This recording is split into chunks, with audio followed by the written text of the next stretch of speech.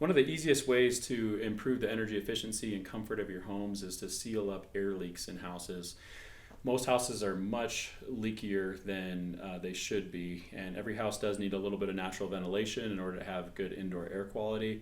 But most houses are much leakier than that, and everybody's aware of certain areas in your home that may have drafty areas, things like that. And so we're going to talk a little bit about air sealing and where are some good places to do air sealing in your home. So this is a little diagram of a house.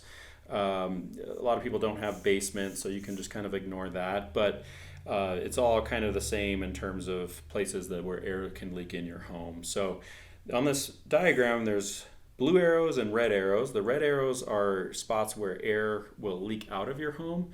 So air leaks where what's called exfiltration, where air is leaking out of your home. And then the blue arrows is where like cold air will come in, and that's called infiltration. The reason why air leaks occur in houses is because of pressure differences. Pressure differences can be caused by a number of different things.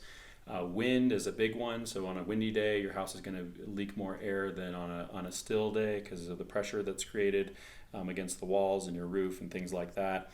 Another thing that causes pressure differences is what's called stack effect, and that's basically as warm air rises, it creates higher pressure towards the top of buildings and homes, and so that creates air leaks towards the top of your house.